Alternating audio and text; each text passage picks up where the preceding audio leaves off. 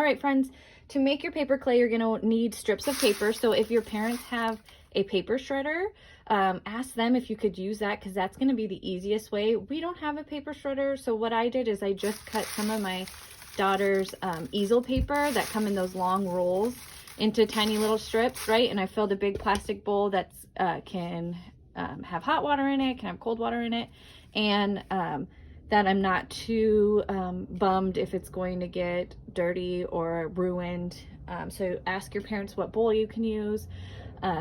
We're just gonna put paper in it, water and flour and salt. So at the end, you're gonna put some glue in it. So you might want to ask them, because the glue should come out, but you just wanna double check.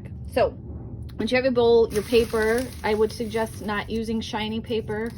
You're gonna want to cover it with hot water. So I had the kettle on while I was cutting up the paper. You can use any temperature of water. I heard that hot water works the best. So I'm just gonna pour hot water on. It's gonna break down those fibers in the paint. If you're using hot water, make sure you're not putting your kettle on a surface that will scald or melt, which I might be doing. And then just make sure you cover all of that paper. We're gonna let this sit overnight, so you're gonna do this the day before. I would suggest, a good amount of paper. This is a really large bowl. I don't know if you can see it compared to other things, but I'm just gonna use something to make sure all of my paper is covered, and I'm gonna leave that overnight, and I'll let you know. Stay tuned for the rest of it. Okay, I let this sit overnight, and you can kind of see how my paper is tearing apart really easily. Some people like to use hand blenders, or what I have is just like a little Ninja. We need to blend all of this up. I'm gonna leave the water in it right now so that it blends easier. Ask your parent if you could use their blender or their hand blender before you do. We're just putting water and paper in it, so make sure you ask first. Here we go, let's blend it up.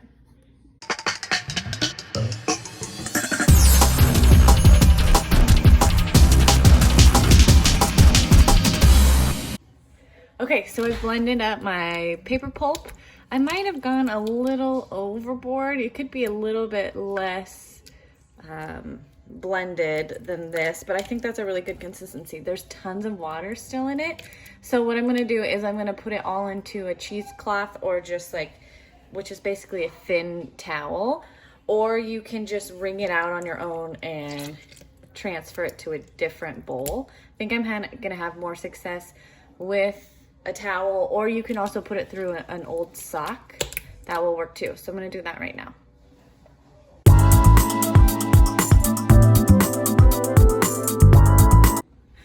Okay, now I have my pulp wrung out. Most of the water is gone. I think I'm gonna need a little bit more water than this in the pulp.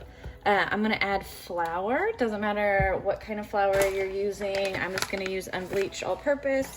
And then you're gonna wanna put a little salt in it. The reason you're gonna put salt in it is that you don't want it to mold. So you can put this paper clay into a airtight container and keep it for a while. So if you're making a big batch, you can do that. But no matter what, even when it's drying out, you're gonna wanna put salt in it. I only have pickling salt today because we are out of our regular salt. So I'm just gonna put a little bit in.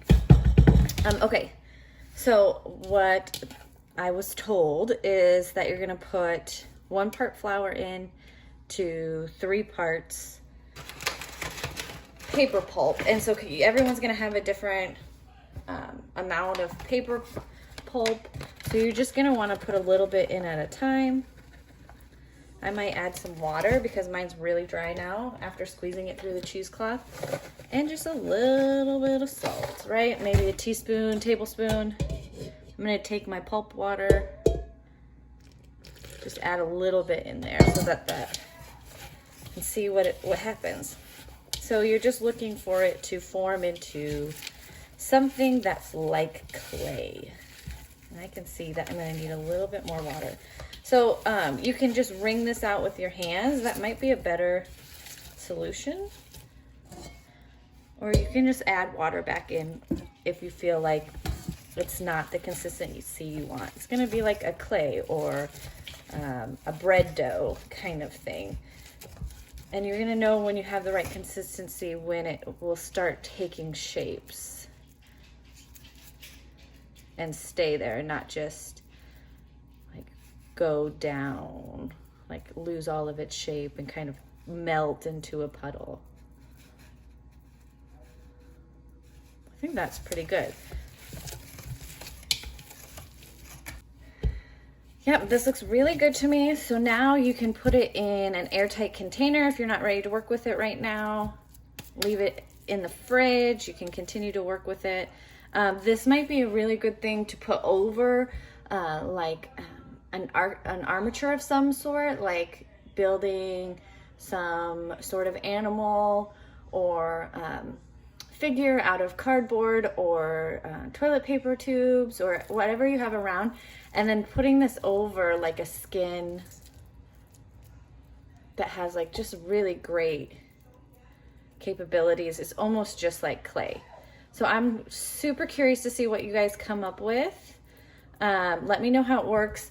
Let me know if you have any questions about it. You can make whatever your heart desires with this. All right, enjoy, have fun, guys.